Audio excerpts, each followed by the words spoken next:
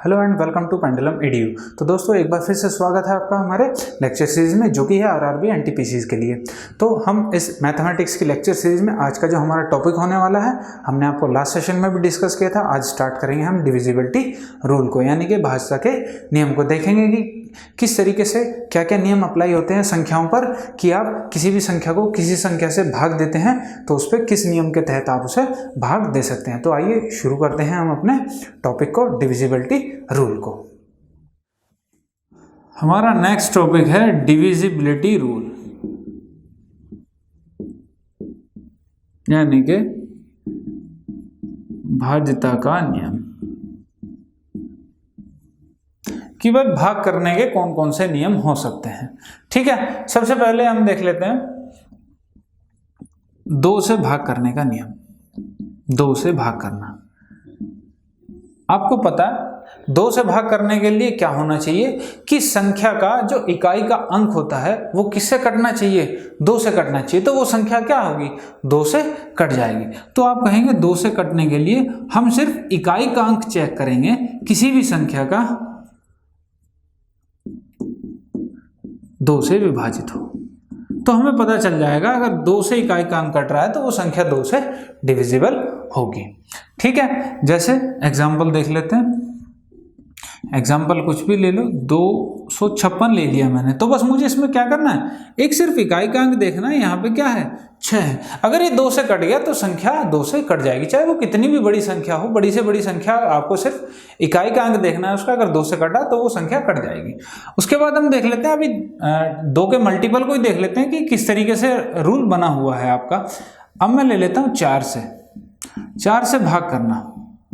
ठीक है, 4 से भाग करने का नियम क्या कहता है कि संख्या के अंतिम 2 अंक अगर 4 से कट गए तो वो संख्या भी 4 से कट जाएगी। ठीक है, तो क्या है? संख्या के अंतिम 2 अंक 4 से विभाजित हो। ठीक है, संख्या के अंतिम 2 अंक, जैसे मैं ले लेता हूँ 2 3 7 8 3 2, इतनी बड़ी संख्या ले ली मैंने आपसे, और आपसे पूछा कि भाई क्या है 4 से डिविजिबल है? तो हमें इस पूरी संख्या को भाग करके नहीं देखना है कि 4 से कटेगी कि नहीं कटेगी, सिर्फ हमें अंतिम के 2 अंक देखने कि 4 से कटते हैं तो हमारी संख्या पूरी 4 से कट जाएगी। तो आपने देखा अंतिम अंक है 32, तो 4 से कटता है, बिल्कुल कटता है जी, 4 8 32 होता है। तो ये बिल्कुल आपकी पूरी की पूरी संख्या जो है 4 से कट जाएगी। ठीक है, अब उसके बाद देख लेते हैं 2 का ही मल्टीपल है 8 से भाग करना। कि भाई 8 से अगर मुझे किसी संख्या को भाग करना है तो मुझे कैसे पता चलेगा कि भाई 8 से वो संख्या कटेगी कि नहीं कटेगी? तो आप देखेंगे इसमें होता है संख्या के अंतिम 3 अंक। हमें सिर्फ संख्या के अंतिम 3 अंक को चेक करना है। अगर संख्या के अंतिम 3 अंक 8 से कट गए तो वो संख्या 8 से पूरी कट जाएगी। जैसे एक संख्या ले लेते हैं,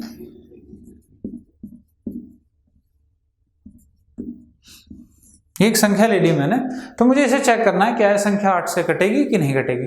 तो मुझे सिर्फ इसके अंतिम 3 अंक देखने, क्या ये 8 से कटते हैं कि नहीं कटते हैं। तो आपने कहा 8 से डिवाइड करके देख लेते हैं। 8 3 24, बच गया 1 16, 8 2 16। तो ये संख्या अंतिम 3 अंक जो है 8 से पूरे कट गए, तो आप कहेंगे कि ये पूरी की पूरी संख्या 8 से डिविजिबल है, 8 से पूरी कट जाएगी। चाहे वो कितनी भी बड़ी संख्या हो, आप आसानी से काट लेंगे। ठीक है, तो अब ये जो रूल बना है, ये इसमें 1 अंक लिया हमने इकाई का, इसमें 2 अंक लिए, इसमें 3 अंक लिए, तो ये कैसे इसका रूल बना हुआ है ये देख लेते हैं। कि आपने 2 से भाग करने को देखा तो 2 को क्या लिख सकते हैं हम? 2 की पावर 1। तो आपने कहा सिर्फ 1 अंक लिया मैंने इकाई का 2 से भाग करने के लिए। ऐसे ही 4 को क्या लिख सकते हो आप? 2 की पावर 2। यानी मुझे कितने अंक देखने हैं संख्या के? 2 अंक देखने। 2 अंक देखूंगा तो वो 4 से कट जाएगी। ऐसे ही 8 को क्या लिख सकते हैं आप? 2 की पावर 3। तो मैंने यहाँ कितने अंक देखे संख्या के काटने के लिए?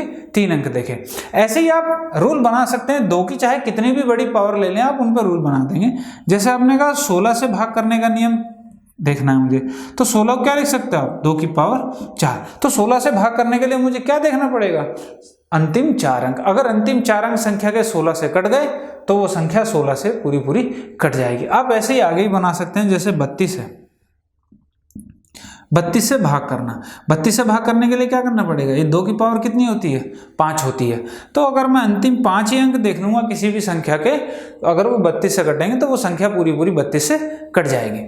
ठीक है, इस तरीके से आप कितनी भी बड़ी पावर पे, 2 की पावर पे आप रूल बना सकते हो। ठीक है, इसके बाद देख लेते हैं आगे का नियम। इसके बाद आ जाता है आपका 3 से भाग करना।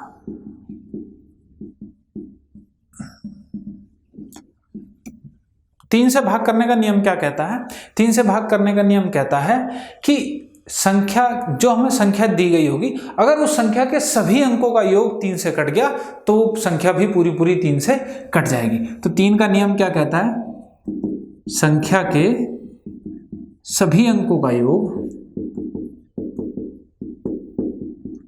3 से विभाजित होता है तो संख्या 3 से पूरी पूरी कट जाएगी। जैसे एक एग्जांपल ले लेते हैं,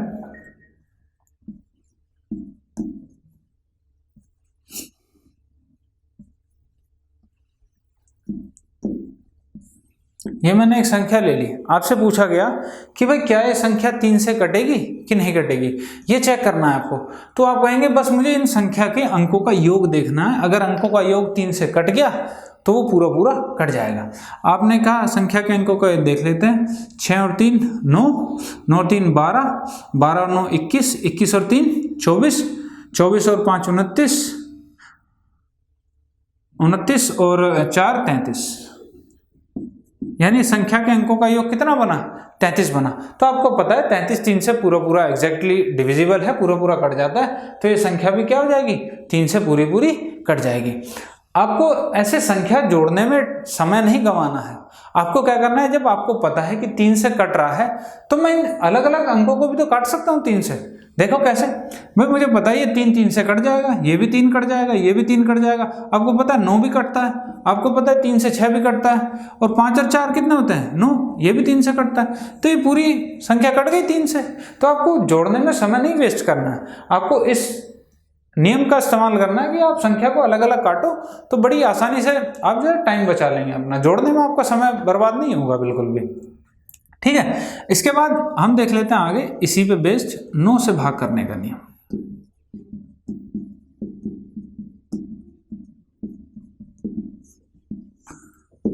नौ से भाग करने का नियम क्या कहता है, सेम इसी पे बेस्ड है आपका, संख्या के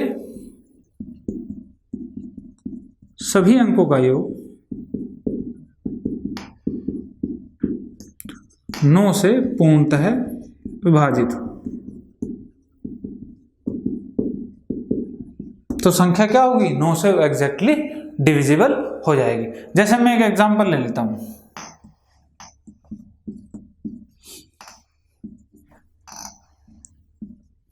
मैंने ये संख्या ले ली और आपसे पूछा गया क्या ये संख्या 9 से विभाजित है, क्या 9 से कटती है, तो आप वही रूल अप्लाई करेंगे, संख्या के अंकों का योग देखना है मुझे 9 से कटता है कि नहीं। तो आप सीधा करिए, 6 और 3 9 होते हैं, बिल्कुल कट गया, 4 4 8 और 1 9, ये भी कट गया। तो आपने देखा कि 9 से पूरी पूरी कट गई, तो संख्या के अंकों का योग निकालने की जरूरत नहीं है, आप उसे डिवाइड करके देख लें कि आपको पता लग जाएगा कि वो संख्या 9 से कटती है कि नहीं कटती है। अगर आप जोड़ देखना चाहते हैं वो भी देख लो, 6 और 1 7, 4 11 और 3 14 और 4 18, 18 है। आप इसे 9 से काटो, 9 से एग्जैक्टली डिविजिबल है, बिल्कुल पूर्णतः विभाजित होती है, तो ये संख्या भी हमारी क्या होगी, 9 से कट जाएगी।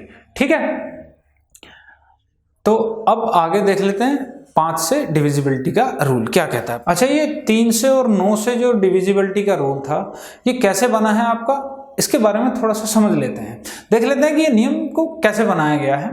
आप कहते हैं कोई भी मैं 2 अंकों की संख्या ले लेता हूं xy, आप इस संख्या को कैसे लिख सकते हैं, ये दाहिने के अंक पे, ये इकाई के अंक पे, तो 10x हो गया और प्लस y। इस संख्या को आप ऐसे लिख सकते हैं 10x प्लस y।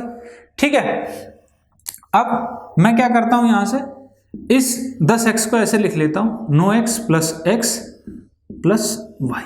ठीक है, आप देखेंगे कि 9x को मैंने एक साथ ले लिया और x प्लस y को एक साथ ले लिया।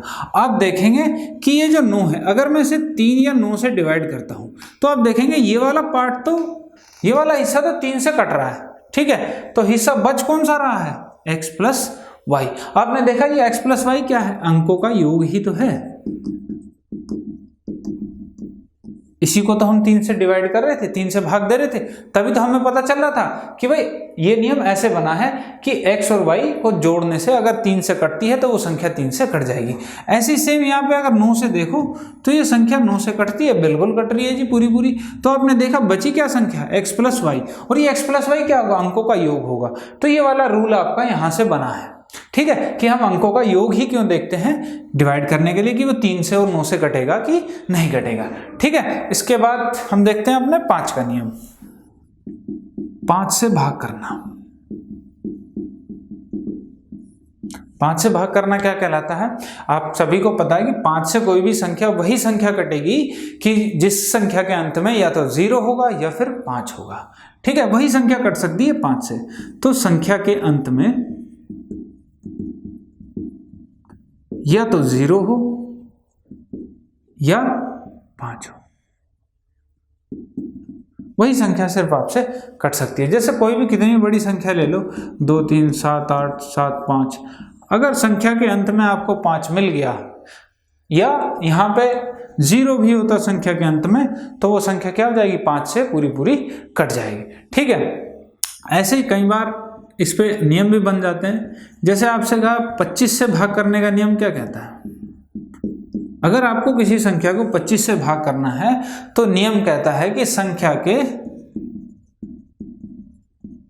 अंतिम 2 अंक देखने हैं मुझे, अंतिम 2 अंक देखने। यदि अंतिम 2 अंक 25 से कट गए तो वो संख्या क्या हो गया, 25 से कट जाएगी। जैसे 525 है, सॉरी 625, आपको पता है 25 का स्क्वायर होती है, तो आपको पता कैसे चलेगा कि ये 25 से कट रही है, तो अंतिम 2 अंक देख लिए, अगर ये 25 से कट जाते हैं तो बिल्कुल ये संख्या 25 से कट जाएगी। जैसे एक और एग्जाम्पल लेते हैं, एक बड़ी सी संख्या आ गई, इसे पता करना है 25 से कटेगी कि नहीं कटेगी। लास्ट में देख लिया हमने 25 है, तो ये 25 से पूरी पूरी कट जाएगी। ठीक है, यहाँ पे कुछ और भी होता, जैसे 75 होता। ठीक है, तो तब भी मुझे 2 ही अंक देखने हैं कि 75 अगर 25 से कट रहा है तो ये संख्या पूरी पूरी 25 से कट जाएगी। ऐसे ही आप नियम बना सकते हैं 125 से भाग करना। अगर आप 125 से भाग करना चाहते हैं तो आपको क्या करना है, संख्या के अंतिम 3 अंक देखने हैं। अगर संख्या के अंतिम 3 अंक 125 से कट गए तो वो संख्या 125 से पूरी पूरी कट जाएगी। तो ये रूल सेम 2 वाले नियम पे बना हुआ है। ये थी 5 की पावर 1। आपने कहा संख्या का अंतिम अंक देखना है मुझे, या तो 5 हो या 0 हो, यानी कि 5 से डिविजिबल होना चाहिए। तो आपने नियम बना दिया, इसका संख्या का अंतिम अंक 5 से कटना चाहिए या आपकी उसमें 0 हो जाए। 25 को क्या लिख सकते हैं, 5 की पावर 2। तो आपने कहा कि संख्या के अंतिम 2 अंक देख लूं मैं कि अगर वो 25 से कट गए तो संख्या 25 से कट जाएगी। ऐसे 125 पता है आपको 5 की पावर 3 होता है। तो आपने कहा इसके लिए रूल क्या बन गया, संख्या के अंतिम 3 अंक अगर 125 से कटेंगे तो वो संख्या 125 से पूरी पूरी एग्जैक्टली डिविजिबल होगी। ऐसे ही आप आगे के लिए रूल बना सकते हैं अगर आप बनाना चाहते हैं। किसी को भी दिखा सकते हैं कि भाई इससे इतनी बड़ी बड़ी संख्याएं आप डिविजिबल कर सकते हो, इस पर आप रूल बना सकते हो। ठीक है, इसके बाद हम प्राइम नंबर भी बचा हुआ है, प्राइम नंबर का देख लेते हैं क्या सिस्टम है, कैसे डिविजिबिलिटी रूल है उनका। चलिए अब देखते हैं 7 से डिविजिबिलिटी का रूल। 7 से भाग करना, 7 से भाग करने का नियम क्या कहता है। 7 से भाग करने का नियम कहता है कि संख्या के अंतिम अंक को अगर हम 2 से गुणा करते हैं तो 2 से गुणा करने के बाद बाकी जो बची हुई संख्या होती है उसमें से अगर हम उसे घटा देते हैं तो जो प्राप्त संख्या होती है वो 7 से कटनी चाहिए। अगर वो 7 से कट गई तो आपकी संख्या पूरी पूरी 7 से कट जाएगी। ठीक है, संख्या के अंतिम अंक को 2 से गुणा करके शेष संख्या में से घटाने पर प्राप्त संख्या 7 से पूर्णतः विभाजित हो।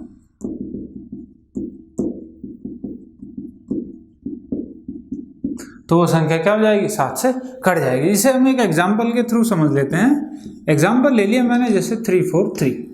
तो मुझे ये चेक करना है कि क्या ये संख्या 7 से कटती है कि नहीं कटती। तो मैंने कहा अंतिम अंक 3 है, इसको 2 से गुणा करता हूँ तो मुझे 6 मिलेगा। 6 बची हुई संख्या क्या है मेरे पास, 34। 34 में से 6 घटाता हूँ तो आपको क्या मिलता है, 28। आपको पता है 28 7 से पूर्णतः विभाजित है, पूरा पूरा कट जाता है, तो आप कहेंगे 343 भी 7 से कट जाएगा। ठीक है, अब हम देख लेते हैं इससे अगला 11 से भाग करना, कि 11 का नियम क्या कहता है भाग करने के लिए। ठीक है, 11 का नियम कहता है कि किसी भी संख्या के सम स्थानों पर आए हुए अंकों का योग और विषम स्थानों पर आए हुए अंकों के योग का जो अंतर होगा वो या तो 0 होना चाहिए या 11 से एग्जैक्टली डिविजिबल होना चाहिए, 11 से पूर्णतः विभाजित होना चाहिए। तो वो संख्या क्या होगी आपकी, 11 से पूरी पूरी कट जाएगी। ठीक है, इसे एक एग्जाम्पल से समझ लेते हैं। पहले थ्योरी में फिर लिखवा दूंगा आपको। जैसे मैंने एक संख्या ले ली 1643, ठीक है, सॉरी 1463, एक संख्या ले ली मैंने आपसे पूछा कि भाई मुझे पता करना है क्या 11 से डिविजिबल है कि नहीं है। तो मैंने कहा सम स्थानों पर और विषम स्थान। तो इसमें सम स्थान कौन कौन से होंगे कि भाई यहां से अगर स्टार्ट करता हूं तो पहला 1 2 3 4 अंक हो गए इसमें। तो आप कहेंगे सम स्थान पर 2 आ रहा है और 4 आ रहा है, तो आप कहेंगे 6 और 1। आपके पास सम स्थानों पर अंकों का योग कितना हो गया, 6 और 1 7 हो गया। ऐसे ही विषम स्थान पर कौन कौन से आ रहे हैं, 4 और 3 7 आ रहे हैं। तो जो इन दोनों का अंतर होगा वो क्या होना चाहिए, या तो 0 होना चाहिए या 11 से पूर्णतः कटना चाहिए। तो आपने कहा कि भाई 7 में से 7 अगर जाएगा तो 0 मिलेगा, बिल्कुल मिल गया जी। तो एक संख्या क्या होगी, 11 से पूरी पूरी तरह कट जाएगी। ठीक है, इसके लिए थ्योरी लिख लीजिए आप। संख्या के सम स्थानों पर आए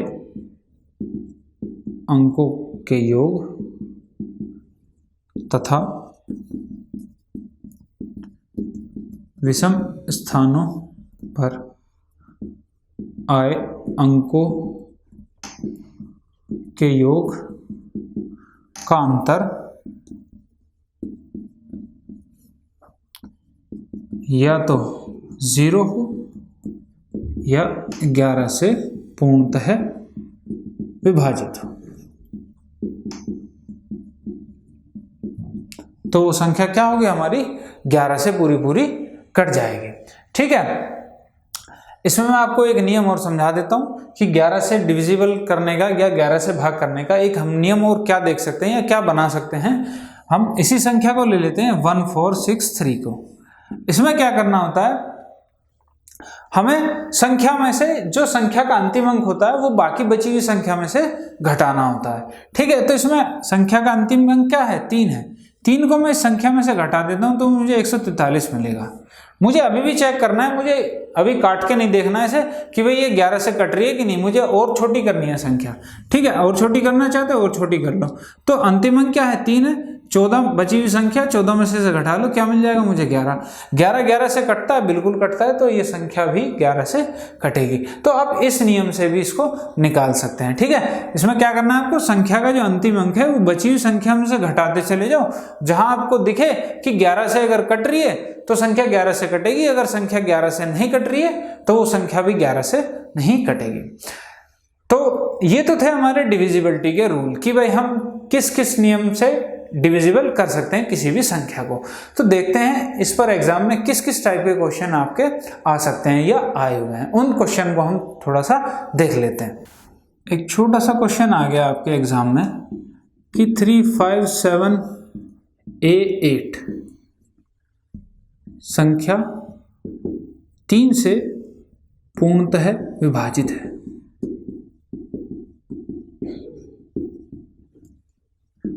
तो a का मान ज्ञात करो।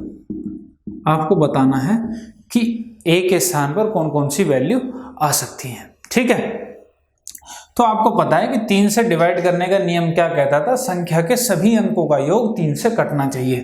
तो हमारे पास संख्या 357A8, ठीक है, आपको इसे 3 से डिवाइड करना है। तो संख्या के अंकों का योग हमें नहीं जाना, हमें पता है 3 3 से कटता है, बिल्कुल कटता है, 7 5 12, 3 से कटता है, बिल्कुल कटता है। तो हमारे पास क्या बच गया, A+8 बच गया। तो अभी A+8 को हमें ऐसी संख्या बनाना है जो पूरी पूरी 3 से कट जाए। तो आपको पता है कि A की जगह पे आप 1 रख सकते हैं, 8 और 1 9 हो जाएगा। तो ये संख्या 3 से पूरी पूरी कट जाएगी। तो A की वैल्यू क्या आ जाएगी आपकी, 1 आ जाएगी, और ये आपका आंसर होगा। ठीक है, आपसे क्वेश्चन में ये भी पूछ सकता है कि यहां पे चेंज करके दे देता कि A का न्यूनतम मान या अधिकतम मान दे देता। अब ये क्या है, ये पॉसिबल यहाँ पे 8 और 1 9 बन जाएगा। आपको पता है अगर मैं इसे 12 बना दूं तो भी तो वो 3 से कट सकता है। तो आप कहेंगे हाँ 8 के साथ मैं यहाँ पे 4 भी रख सकता था। आपको पता है 8 के साथ अगर मैं 7 रखूं तो वो क्या बन जाएगा, 15 बन जाएगा। ये भी 3 से कटता है। तो एग्जाम में क्वेश्चन को ऐसे भी घुमाया जा सकता है कि A का न्यूनतम मान या A का अधिकतम मान। तो आप यहां से देखेंगे अगर न्यूनतम मान चाहे तो संख्या का क्या होगा, A का 1 होगा।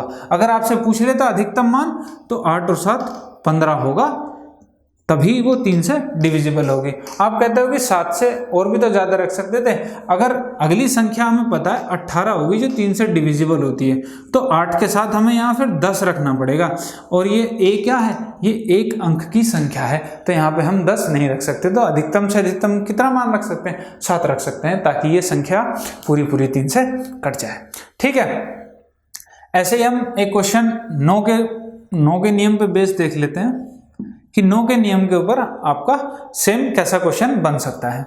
जैसे मैंने आपसे क्वेश्चन दे दिया कि 2 4 7 6 8 B 9 2, ठीक है, मैंने आपको एक संख्या दे दी और आपसे कहा कि ये संख्या 9 से पूर्णतः विभाजित है, तो आपको बताना है कि इस B की वैल्यू क्या होगी।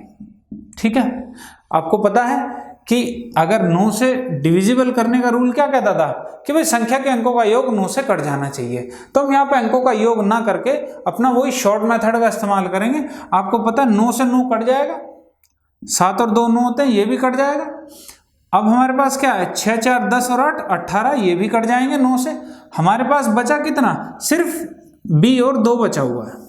ठीक है, अब हमें B की ऐसी वैल्यू रखनी है जिसमें हम 2 जोड़ें और वो 9 से कट जाए। तो ऐसी पॉसिबल वैल्यू क्या है, A की वैल्यू पॉसिबल है 7। ठीक है, तो हम B की वैल्यू हमें पता चल गई, यहाँ से क्या आएगा 7 ही रखेंगे तो हमें 9 मिलेगा और 9 से कट जाता है। ठीक है, तो यहाँ से आप बड़ी आसानी से आपने आंसर निकाल लिया कुछ ही सेकेंडों में। ठीक है, इसके ऊपर एक मिक्स क्वेश्चन बन सकता है, उस मिक्स क्वेश्चन को देख लेते हैं कि वो मिक्स क्वेश्चन कैसा हो सकता है। चलो मिक्स क्वेश्चन देख लेते हैं किस टाइप से आपसे क्वेश्चन पूछा जा सकता है। जैसे मैंने आपको एक संख्या दे दी 7 6 2 3 x 4 5 3 4 5 b 6। ठीक है, मैंने आपको एक ये संख्या दे दी और आपसे कहा कि ये संख्या 12 से पूर्णतः विभाजित है।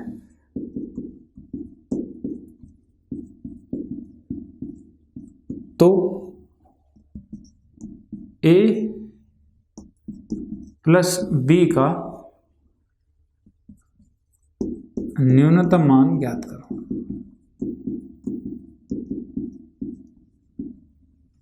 ठीक है, आपको ये देखना है कि आपसे एग्जाम में पूछा गया है कि हमें A प्लस B का न्यूनतम मान ज्ञात करना है, यानी कि कम से कम वैल्यू इसकी कितनी हो सकती है। ठीक है, आपको पता है कि 12 से एग्जैक्टली डिविजिबल है। तो सबसे पहले हम क्या करेंगे, इस 12 को ऐसे फैक्टर के रूप में तोड़ लेंगे जिससे हमें अलग अलग पता चल सके कि ये कौन कौन सी संख्याओं से। भाई अगर 12 से डिविजिबल है तो ये 4 से और 3 से दोनों से डिविजिबल होना चाहिए। ठीक है, अगर ये 4 से और 3 से दोनों से डिविजिबल है तो आपको 4 का भी नियम पता है क्या होता है और 3 का भी नियम पता है क्या होता है। 4 का नियम कहता है कि अंतिम 2 अंक देखने हैं मुझे, अगर वो 4 से कट गए तो वो संख्या 4 से कटेगी। और 3 का नियम कहता है कि सभी अंकों का योग 3 से कटना चाहिए। तो हमारी संख्या क्या होगी, वो 12 से पूर्णतः विभाजित होगी। ठीक है, तो देख लेते हैं 7 6 2 3 x 4 5 b 6। हमें साथ में ये भी ध्यान रखना है कि हमसे न्यूनतम मान पूछा गया है। अब देखो, जब कहता है कि 4 से अगर ये कटेगी संख्या तो ये अंतिम 2 अंक जो हैं वो 4 से कटने चाहिए। अब अंतिम 2 अंक जो है हमारे पास b6 है। अब मैं यहाँ b की कौन कौन सी वैल्यू रखूँ कि मेरे को ये संख्या 4 से कट जाए। आप कह सकते हो यहाँ मैं जी 1 भी रख सकता हूँ, क्योंकि 1 से हो जाएगा 16, और अगर मैं यहाँ 3 रखता हूँ 36, वो भी 4 से कटता है। ठीक है, उसके बाद अगर मैं कहूँ कि यहाँ पे मैं 7 भी रख सकता हूँ 76, ये भी 4 से कटता है। लेकिन सवाल में मुझसे पूछा गया न्यूनतम मान, तो न्यूनतम के लिए मुझे b की मिनिमम वैल्यू चाहिए, जो क्या हो सकती है, सिर्फ 1 हो सकती है, इससे मिनिमम और कोई वैल्यू नहीं है यहाँ पे। अब हमें तो पता चल गया कि b के स्थान पर 1 आ गया। अब जब b के स्थान पर 1 आ गया तो आप कहेंगे 3 का रूल मुझे पता है कि संख्या के अंकों का योग 3 से कटना चाहिए। तो आपने देखा 6 कटता है 3 से, बिल्कुल कटता है, ये भी कटता है, 3 भी कटता है, 4 और 2 6, ये भी कटता है, 7 और 5 12, ये भी कटता है। तो आपने देखा सभी कट गए। मेरे पास क्या बचा यहाँ पे, 1 बचा, जो कि b की वैल्यू थी। तो 1 और प्लस x बचा है मेरे पास। अब मुझे x की ऐसी वैल्यू बतानी है जिसे मैं मिनिमम रखूं और ये संख्या 3 से कट जाए। तो मैं x का मान 2 रख सकता हूं, इससे कम और कुछ नहीं रख पाऊंगा कि ये 3 से कट जाए। मैं ज़्यादा तो मैं बहुत से रख सकता हूँ, जैसे मैं यहाँ 5 रख दूँ तो 5 और 1 6, वो भी कटेगा।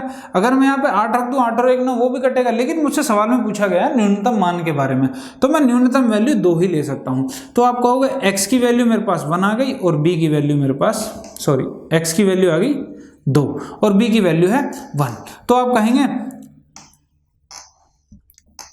सॉरी x प्लस बी की वैल्यू निकालनी थी आपको, तो ये आ गई 2 + 1 = 3। ठीक है, तो ये आपका आंसर हो जाएगा। ठीक है, इस तरीके से आपके मिक्स क्वेश्चन डिविजिबिलिटी रूल से बनाए जा सकते हैं।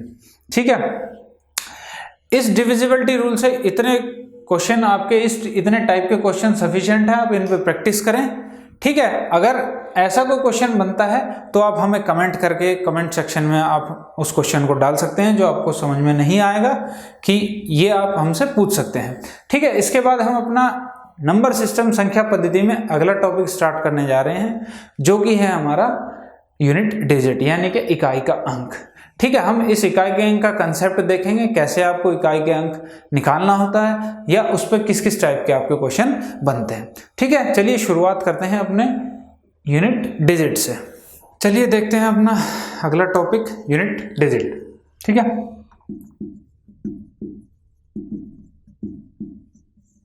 यानी कि इकाई का अंक। देखिए, जैसा टॉपिक कह रहा है हमसे इकाई का अंक, तो हमें सिर्फ इकाई के अंक से ही मतलब होगा, बाकी हमें और किसी अंक को नहीं देखना है।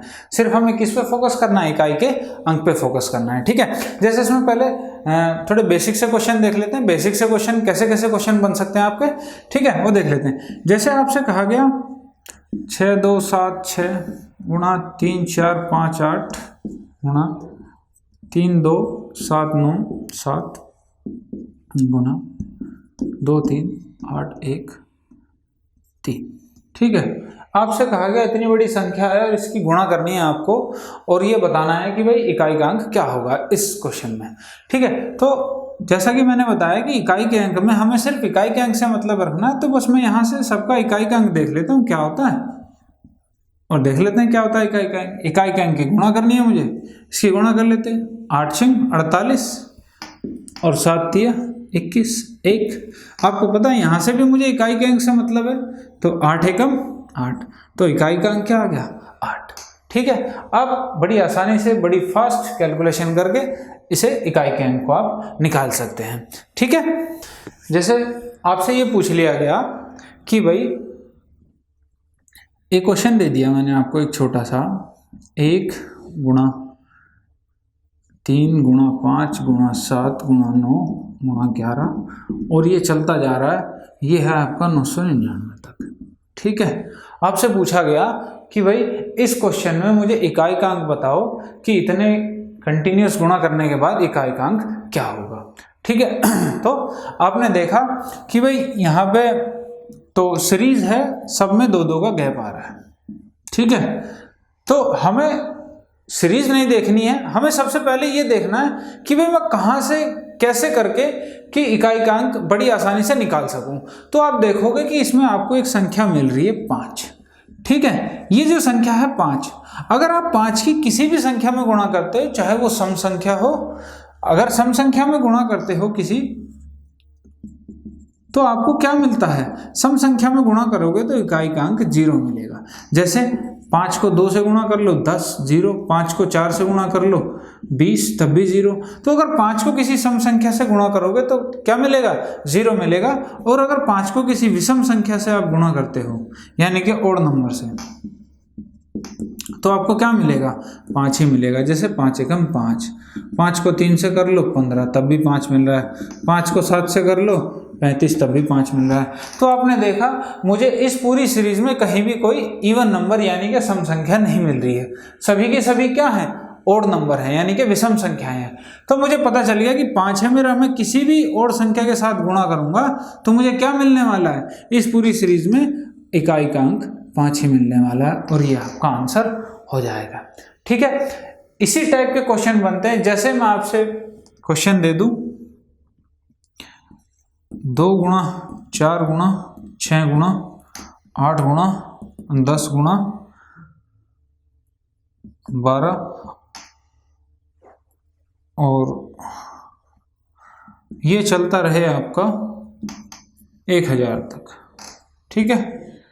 ये आपसे क्वेश्चन पूछ लिया गया, तो आपसे कहा गया कि इसमें इकाई का अंक क्या होगा, ठीक है।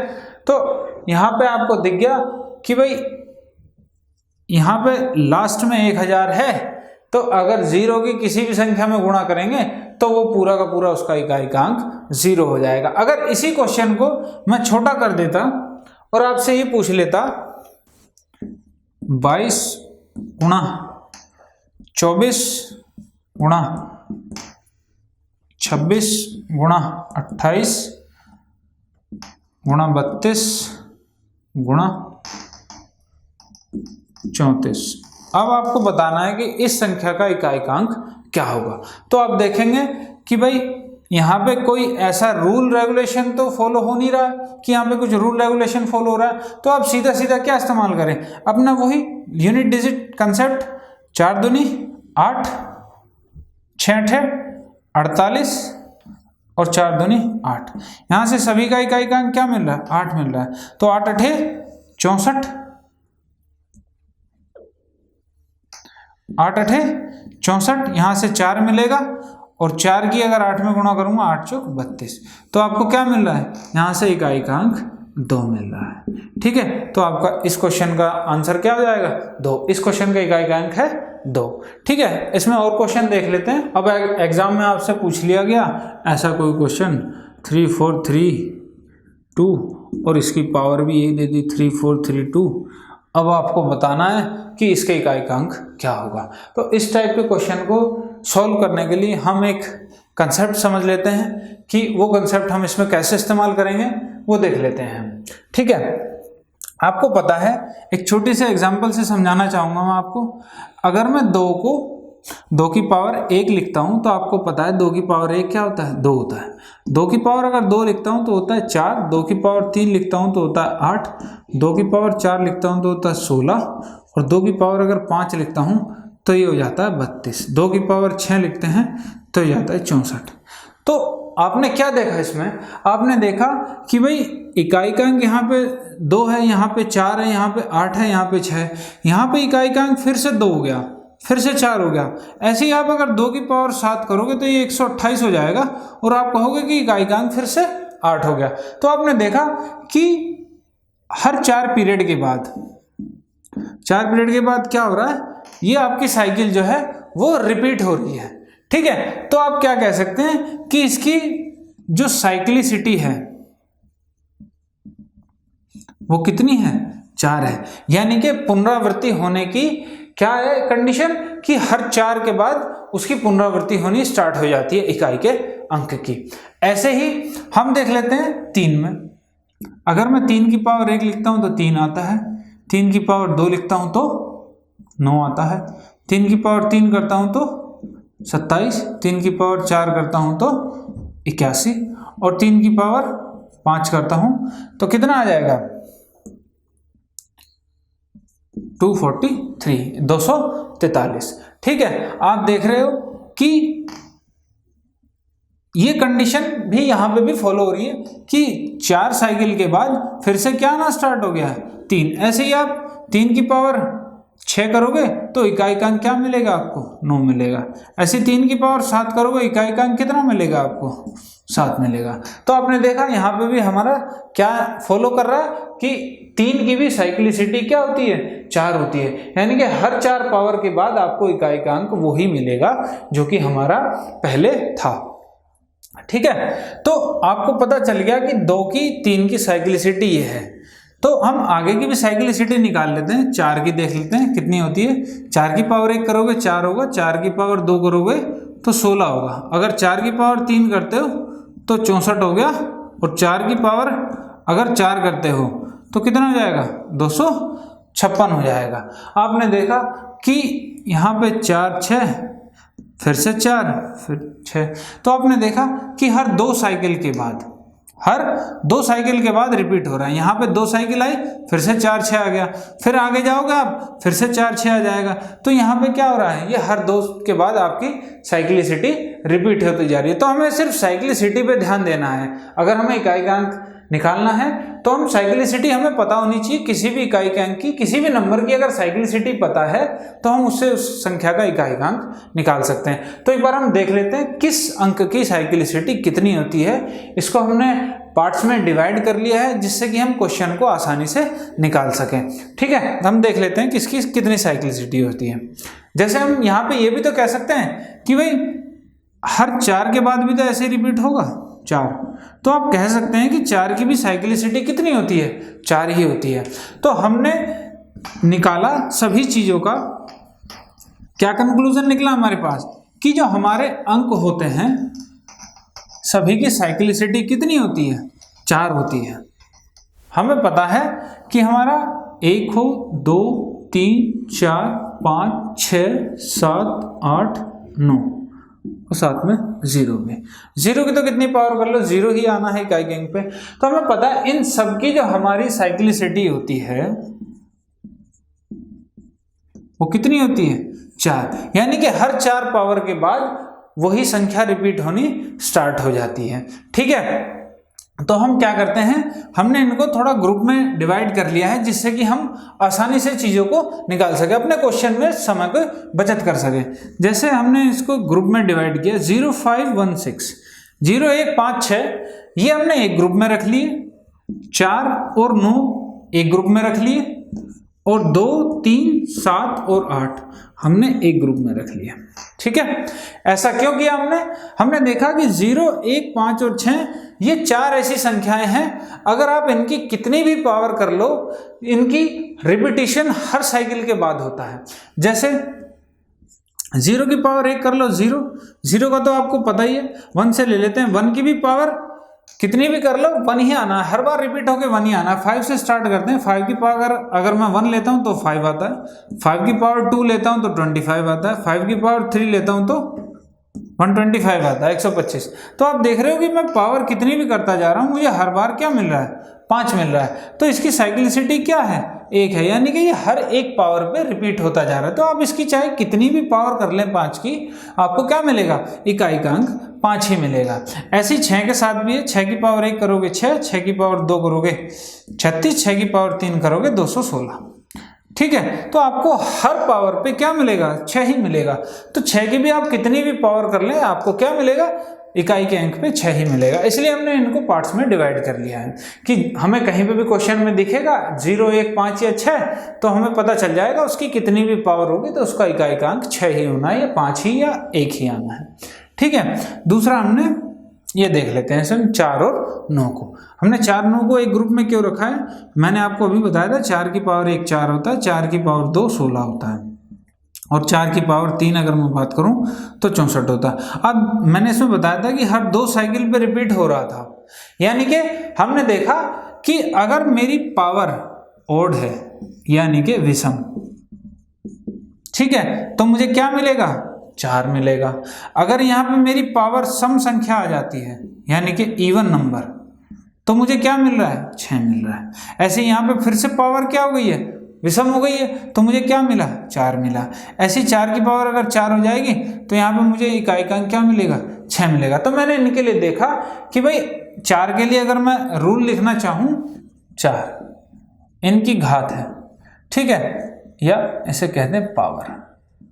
2 कंडीशन बन रही है इसमें, एक तो विषम की कंडीशन बन रही है और एक सम की कंडीशन बन रही है। अगर पावर विषम होगी तो हमें क्या मिल रहा था, 4 मिल रहा था। अगर पावर सम होगी तो हमें कितना मिल रहा था, 6 मिल रहा था। ऐसे ही 9 का केस है, 9 के केस को भी देख लेते हैं। मैंने आपको 9 का केस भी बताया था। 9 की पावर 1 करोगे तो 9, 9 की पावर 2 करोगे तो 81। अगर 9 की पावर 3 करते हो तो 729।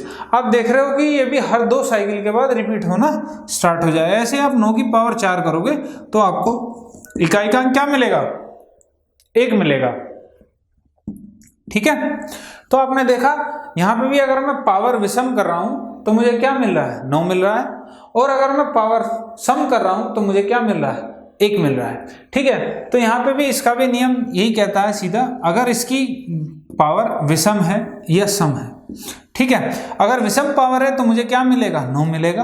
अगर सम पावर है तो मुझे वहां क्या मिलेगा, 1 मिलेगा। ये नियम हो जाएगा आपके 9 के लिए, ठीक है। और इन चारों को हमने अलग ग्रुप में क्यों लिया है, हमने इन चारों को अलग ग्रुप में इसलिए लिया है कि इनकी साइक्लिसिटी 4 ही है।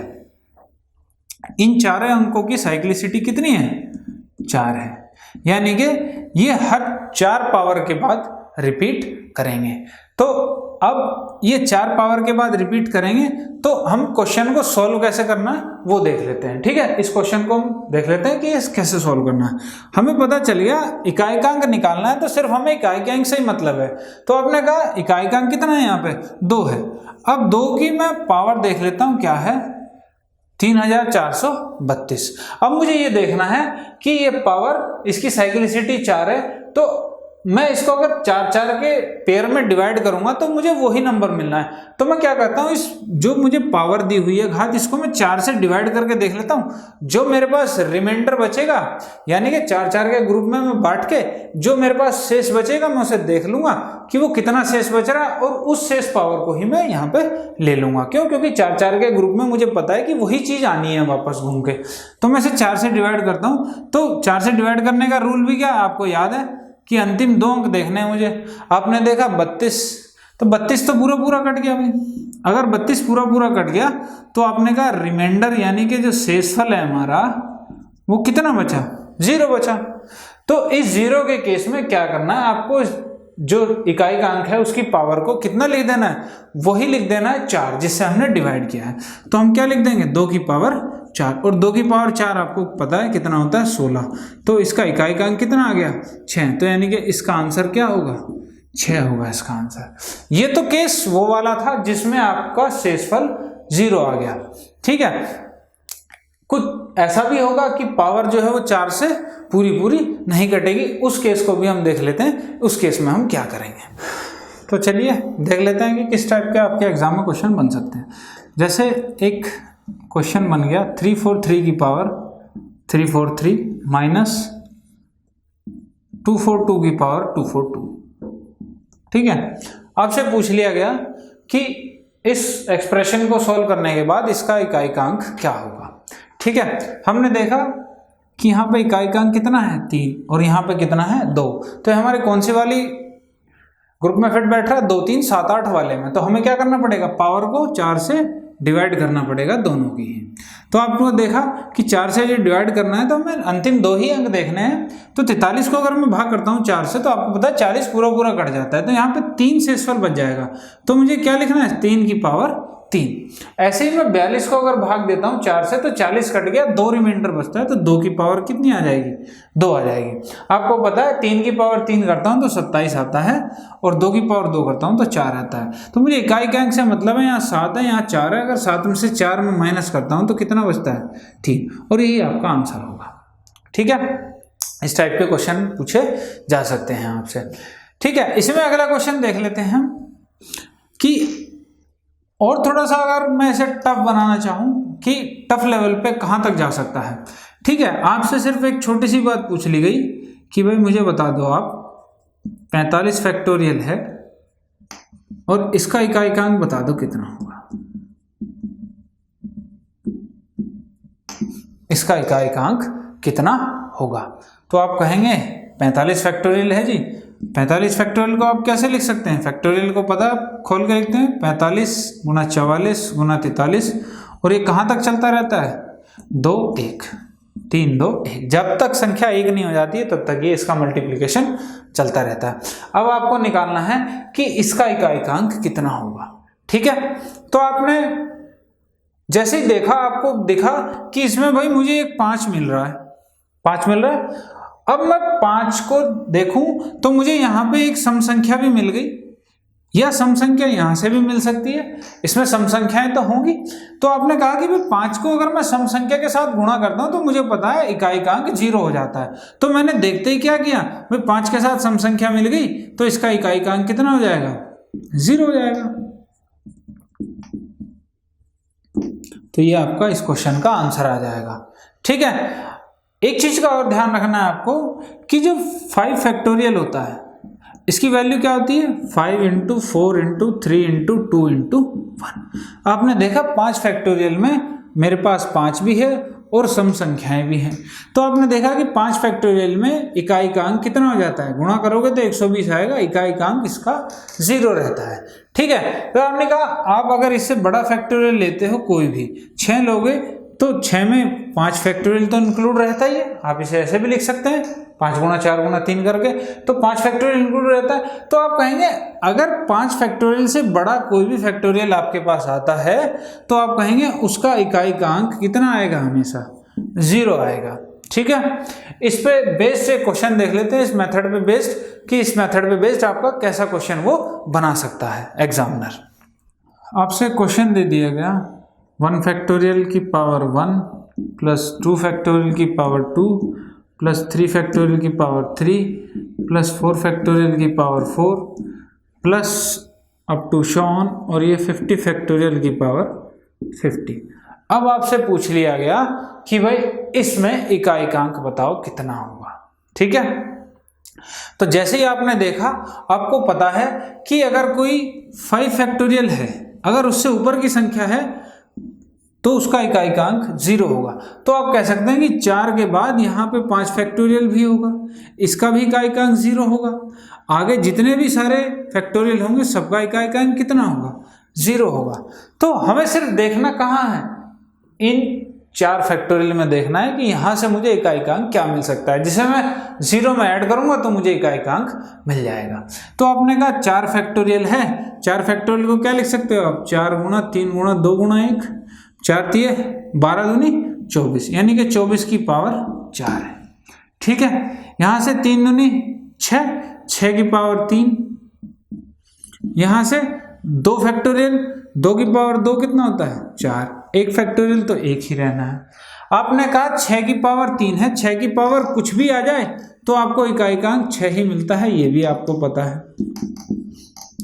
बचे 4 की पावर 4। अब मैंने आपको समझाया था कि 4 की पावर 2 ही केस में चलती है, एक तो ओड यानी कि विषम हो, और 4 की पावर सम हो। 2 ही केस थे 4 में हमारे। जब मैंने आपको बताया था 4 की पावर अगर विषम होगी तो 4 आएगा, अगर 4 की पावर सम होगी तो कितना आ जाएगा? 6 आ जाएगा। ठीक है, तो यहाँ पे 4 की पावर क्या हो रही है? 4 हो रही है। तो आप कहेंगे यहाँ पे इकाइकांक मेरे पास 6 मिलेगा। ठीक है, बाकी के अंक तो बाद के सब 0 हो जाएंगे इकाई के, क्योंकि 5 फैक्टोरियल से बड़ा हो गया। तो आपने यहाँ ऐड किया 6 6 12, 12 और 4 16 और 1 17, यानी कि ऐड करने पे क्या आ गया? 17 आ गया। तो इसका इकाइकांक कितना हो जाएगा? 7। इस पूरे क्वेश्चन का आंसर क्या हो गया आपका? 7 हो गया। ठीक है, इसी में 1-2 क्वेश्चन और देख लेते हैं कि आपके और किस किस टाइप के आपके क्वेश्चन बनाए जा सकते हैं। देखिए, आपसे एक क्वेश्चन पूछ लिया गया कि मेरे पास 22 है, इसकी पावर 22 फैक्टोरियल है, और मेरे पास 33 है, इसकी पावर 33 फैक्टोरियल है, प्लस 44 है, इसकी पावर 44 फैक्टोरियल है। ठीक है, आपसे पूछ लिया गया कि मुझे इसका इकाई-अंक बताना है कितना होगा।